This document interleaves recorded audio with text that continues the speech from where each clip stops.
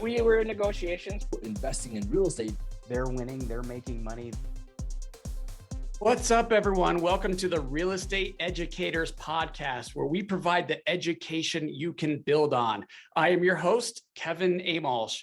This is a podcast unlike anything that I've seen, where we not only focus on real estate investors and helping you, but also the content creation behind it.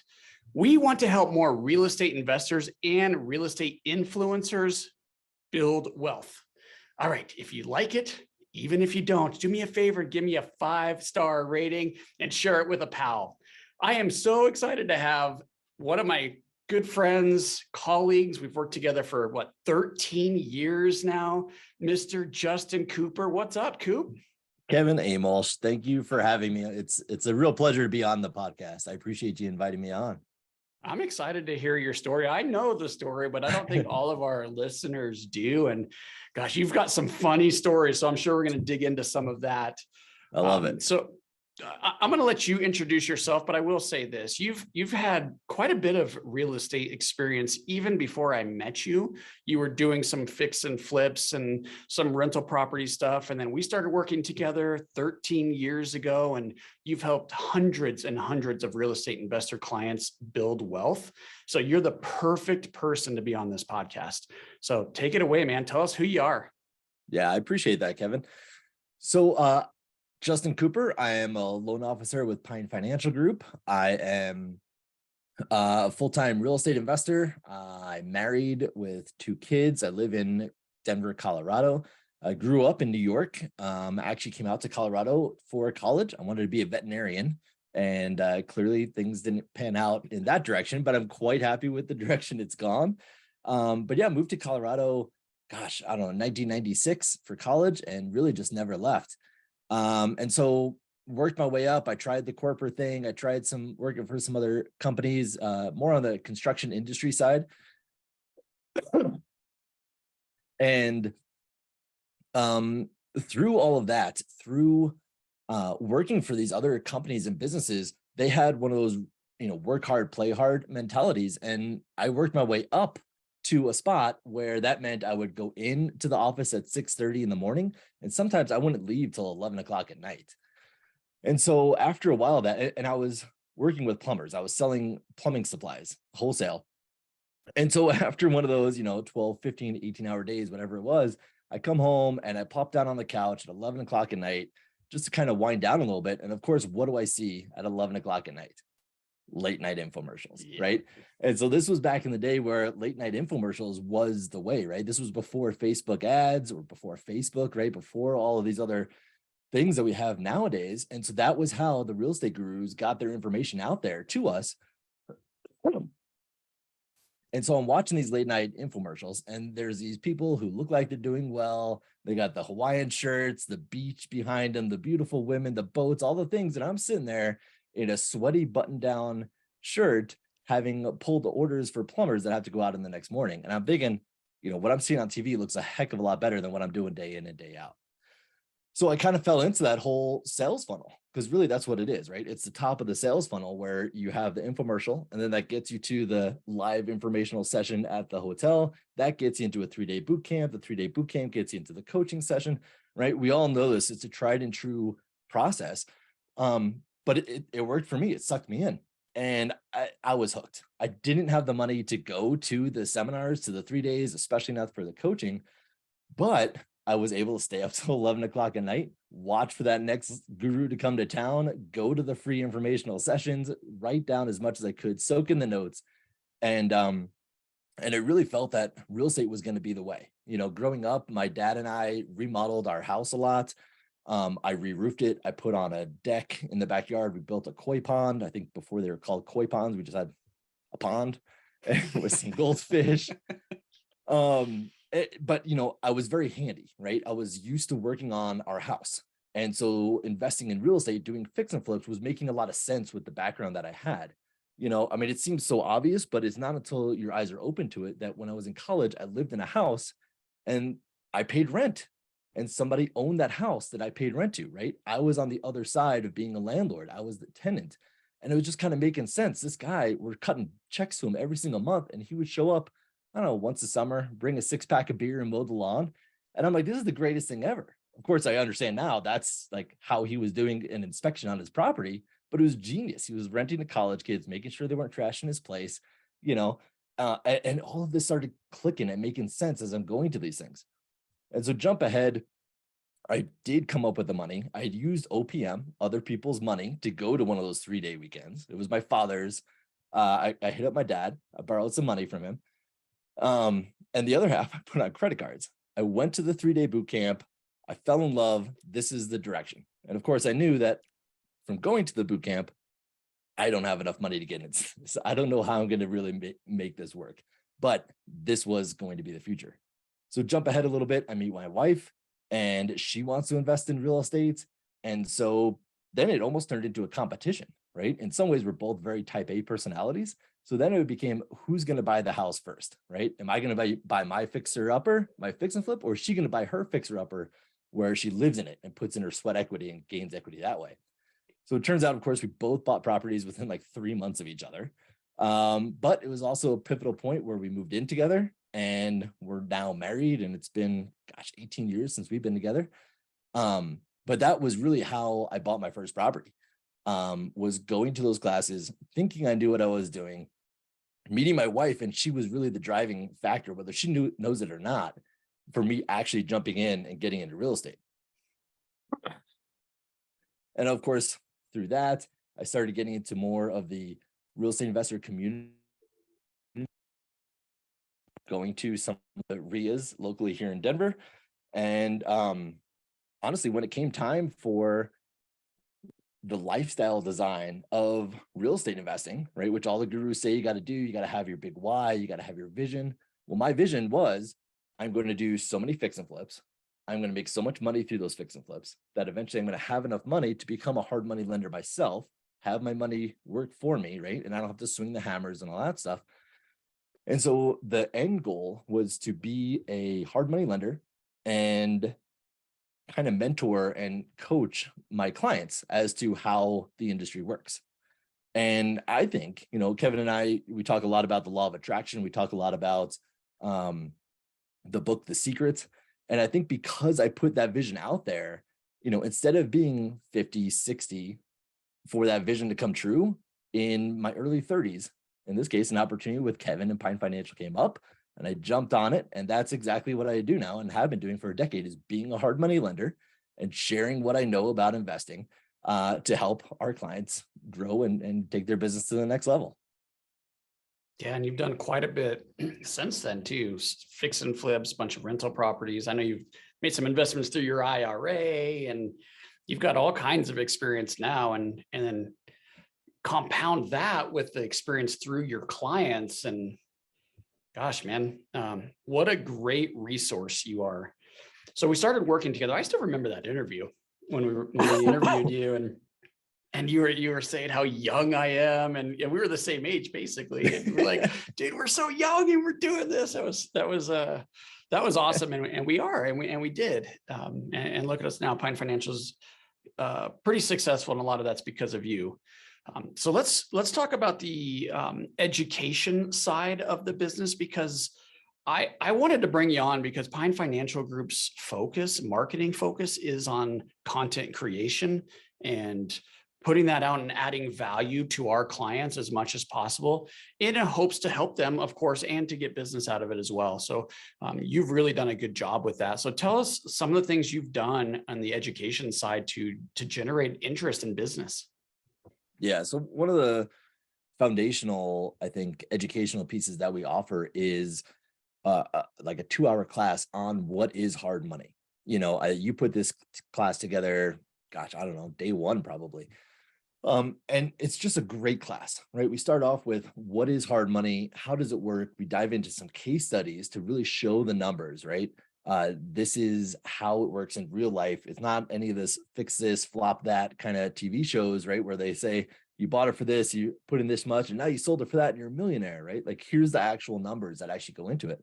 And we spend a lot of time going over that, helping them understand how to analyze a deal, how to run their numbers in this class. And so in 2 hours, we're giving a massive amount of content And I think that is one of our foundational pieces of education, that hard money class. And so with that, what we do is we've got a really good database now, having been around for so many years and teaching those classes. It seems like a no-brainer, but having a sign-in sheet, asking for people's names, phone numbers, and email addresses, and building that database. When you talk to marketers, something that is so foundational is controlling your list. And when you're on Facebook or, even on YouTube or a podcast, you don't necessarily control the list of listeners, but by having their email address, you control that list. And so what we've done is we've taken those lists and we market directly to them through Meetup and directly through email, letting them know when we're doing these classes. So we try to do this class at least once a month. We can do it by ourselves, either in our office, online. We'll rent out a library or someplace else, or we'll partner up with other folks like title companies, real estate brokerages. And by that, we're kind of cross-pollinating their lists. So we will get people from the title company will get people from us who maybe haven't heard of the title company yet, and we'll come together and we'll provide a massive amount of education. And through that, we've had just massive success, and just doing it consistently. You would think that over a decade of doing the same class once a month, that, the market might get tired of it. But consistently, we get between 10 and 30 people showing up to a live class in the middle of a day. And so we know it's working. We know it works. So that's one of the biggest things we do. We've, of course, expanded into other classes. We have a class on after repair value, something, how do you develop your after repair value? It's such a foundational number that I think for so many people is almost an afterthought, where they think I buy it for this, I fix it for this, I have to sell it for that. But of course, it's always the opposite. You sell for this, so then what do my numbers have to be in order to make it profitable? So we covered that a 2-hour class of how to do it, how to think like an appraiser.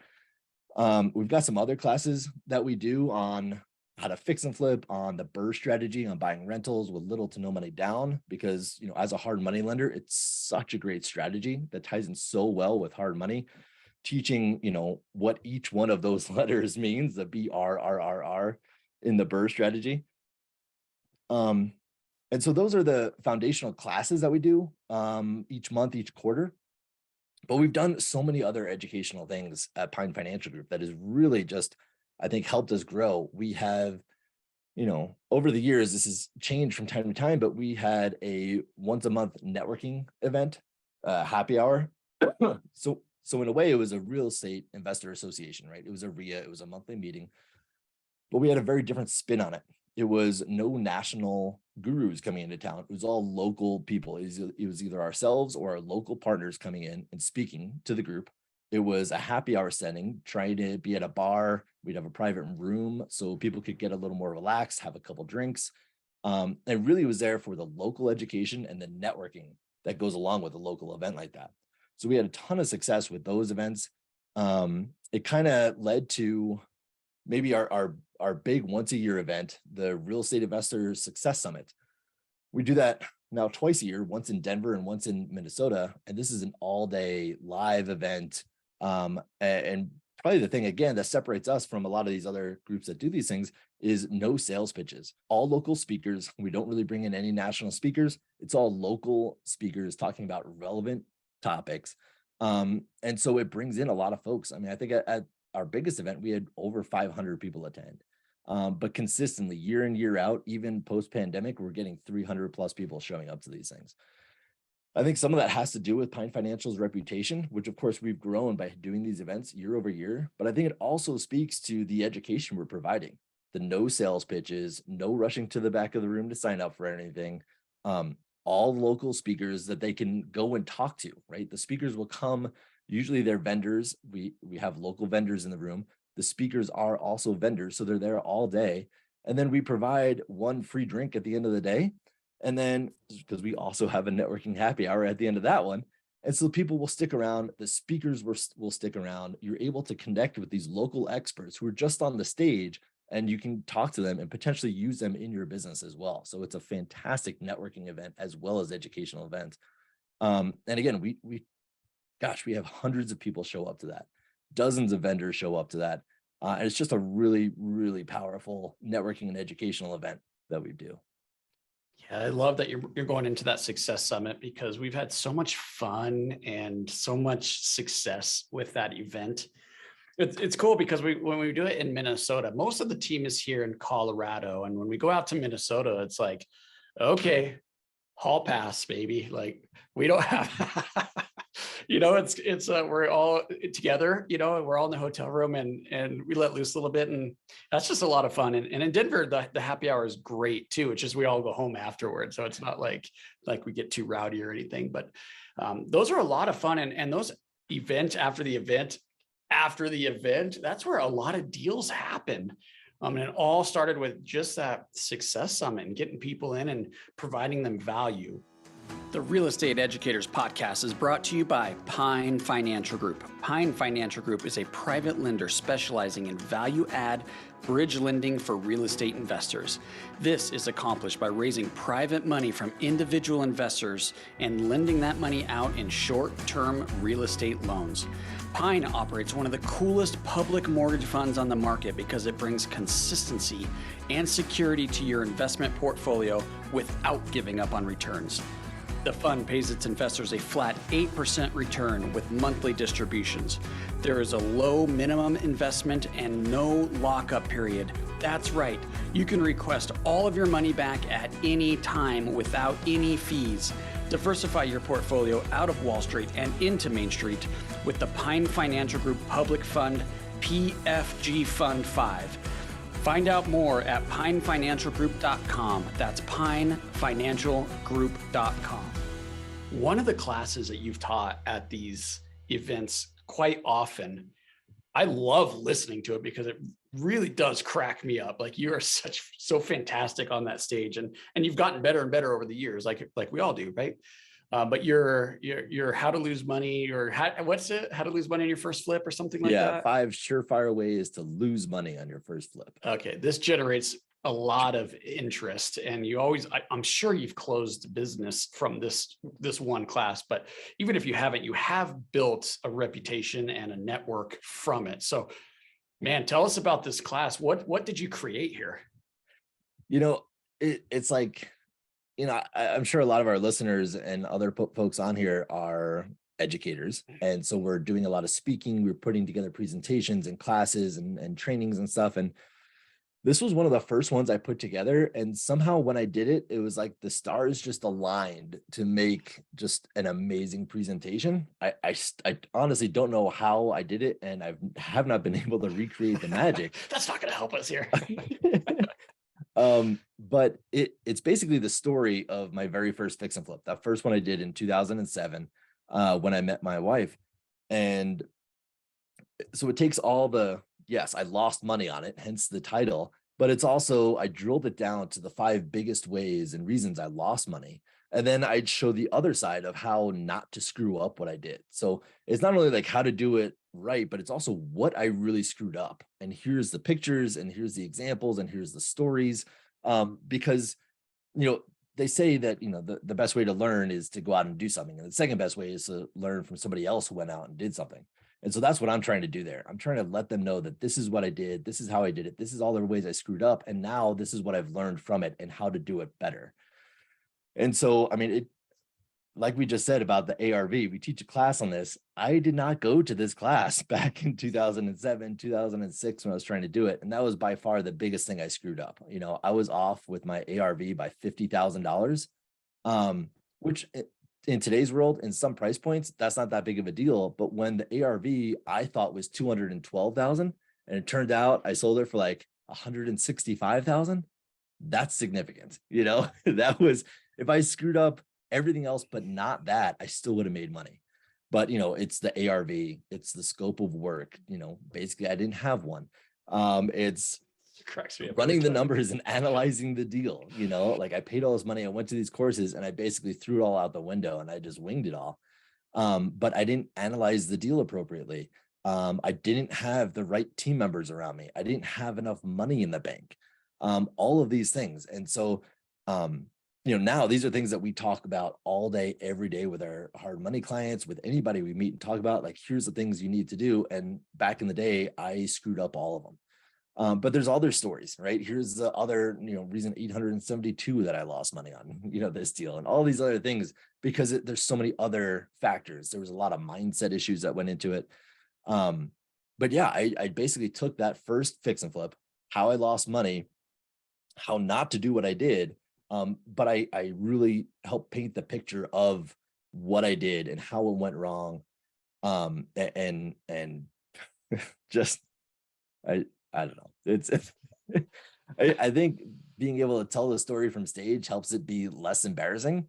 But it's interesting because after I get off stage, after I talk for, an hour and a half about all the things I screwed up, I will have people come up and say, "Oh, hey, you forgot this reason. You forgot about that. Last time I heard this story, I didn't hear it this time." Or, I had something just like that, or I just talked to somebody and they screwed up this thing. And so I think in a lot of ways, it's also very relatable to the people who have invested before. It's a great reminder to people who've already been investing that you got to focus on the basics, because really that's what I was screwing up, was the basics. Yeah, and as a hard money lender, you act as a consultant to your clients now. So you help them avoid those mistakes. In fact, you can't make the mistake of not having a scope of work when you're working with a hard money lender. They're going to require that, right? Yeah, 100%. And so, I talk about that in the class, and I talk about that when I'm on the phone with clients is, here's what we do as a hard money lender. Here's why it's so important. And sometimes you get pushback from clients as a hard money lender. You get pushback. "Oh yeah, no, I get this," or, "Oh, I talked to this other lender and they don't require it." And so I think it really helps take their guard down when I say, "Look, I get it. Some people don't require it. This isn't necessarily why Pine Financial requires it, but this is why I wish I had someone like Pine Financial sitting on my shoulder, looking over my shoulder, saying, 'Here's what you need. Here's how you do it,' because I didn't have that and I lost money." And sometimes when I explain that to people, their guard comes down, they get a little more understanding, and sometimes even will say thank you, because I'm really doing it with the best intention for the client, trying to help them through stuff. I'm not just checking off with our underwriting guidelines. This is how it will help you and why you should do it. Yeah, and we pride ourselves on making sure our clients are successful. In fact, we only succeed when our clients do, right? So you've been fantastic at that. And sometimes we lose a loan here and there because we don't want to put our client into a bad situation. So it's not only the content creation and providing value through education, but it's also a little handholding and mentoring through the process too. And as you said at the very beginning, that's exactly what you wanted to do. You are a coach at heart, right? So you weren't expecting this, but are you still doing some consulting, or what does that look like for you right now? Yeah, I appreciate that, Kevin. So I was dabbling in doing some coaching and consulting outside of what I do with Pine and outside of, my personal investing. Um, I kind of took a little step back. I had, I call it a health scare. The doctors and stuff are like, "Oh, whatever, you have high blood pressure." But to me, it felt like a lot more at the time. And so I kind of took a step back, like a year or two ago. And I really just focused on my health and my family and growing Pine and growing with Pine. And so I haven't really done a whole lot lately. But yeah, what I was doing there and what I would love to get back to, because I really just at the heart of me, like you said, am a coach and love helping people. What I was doing there was helping folks, busy professionals, get into real estate investing and helping them buy rentals. So not any of this, no money down, knock on doors, be a wholesaler, that so many other gurus are out there saying, but understanding that there's this whole massive segment of folks who have good jobs, who make good money, who want to keep their jobs, but they're doing potentially so well that they have money and they don't know what to do with it, right? Maybe they're scared of the stock market. They don't understand the stock market. They understand that sometimes the stock market is playing us instead of us playing the stock market, and they want to have more control. And so they don't have the time or the expertise to be fix and flippers, but they know real estate could be a way. So I kind of help them understand how to invest in real estate, how to buy rentals. I think I put a very different spin than a lot of other folks because I encourage property managers. I don't know anybody who uses a property manager who likes their property manager. In fact, I know most property managers don't even like themselves as property managers. It's just such a hard business, but they are the experts. They know the rules. They understand the moving parts. And so again, these folks that I've been working with know and want to keep their job, So they don't want to be a property manager expert. So how do we hire and vet someone? Kevin, you and I obviously being in financing for so long, I think we understand how important financing is to real estate investing. And I think so many other folks out there teaching real estate investing think of financing as an afterthought. I remember, I can't tell you how many pages of notes I have where I've written down, find a good deal and the money will follow, right? But in my approach, financing is first. You have to understand the financing so that you can understand how to get a good deal. So you're not going out looking for buying, $1 million rentals when you can only qualify for a $300,000 condo or something like that, right? If you understand the financing, you can then follow that through and say, well, maybe I do want the BRRRR strategy and I need to understand hard money and conventional lending. Or just what do I qualify for? So I can then have an agent, somebody else working for me because I'm a busy, entrepreneur or whatever I'm doing, and have an agent say, here is what I want to buy. Go find it. Here's my pre-qualification letter, my pre-approval letter from a lender. I'm already approved. Like, let's just go get this done. And so I think I take a very different approach, and I haven't had many clients, to be honest. It's been a passion project. I've had maybe 6-7 clients, but every one of those clients has bought deals. And most of them have bought multiple deals. So, whether it's just the encouragement, and these are already driven people who are going to do it with or without me, or just, maybe I found a way that really helps. Either way, it feels great when you can coach and help someone and you see them be successful. It's just fantastic. So I love that feeling, but I also get that every day with the hard money stuff. So it's, the more I can help people grow and make more money for themselves and for their family, that's really what I love seeing, is helping other folks be successful. And that passion just comes out, and dude, you are changing lives, right? I feel the same. I think so. I really do feel that. And it's, there's evidence with that, with the thank you emails and notes and things that we get when we're helping someone get over a hump that they're struggling with. And, the good real estate educators and influencers out there, they really do focus on the value they provide to their audience before what benefit they can get from themselves. I do believe that. And I've seen that with you. And that's why I'm really glad to have you on the show. There's so much, Coop, that I want to ask. I want to get into your webinars that you were doing. I want to get into some of the other classes that you've been teaching, some of the YouTube stuff that we've done together. We are out of time, so I'm going to have to bring you back on to go through some of these other topics and just to get to know you a little bit better too. So we're definitely going to have you back on the show later. But for now, I do want to ask you this. This is one of my favorite questions that I hear sometimes on the Tim Ferriss show. If you know of Tim, he likes to ask about the billboard. You know the question about the billboard. As soon as he said that, I'm like, oh, here it comes. Here's the billboard. It's the billboard question. And I didn't prep you for this, so I'm just curious. What would you put on a billboard? Just as we're wrapping up and thinking through this last little bit, the quote that came to mind was from Zig Ziglar. If you help, I'm pretty sure this is what it is, and from Zig, but if you help enough people get what they want, you'll get what you want. That I just butchered it. It's not that, but it's something very similar to.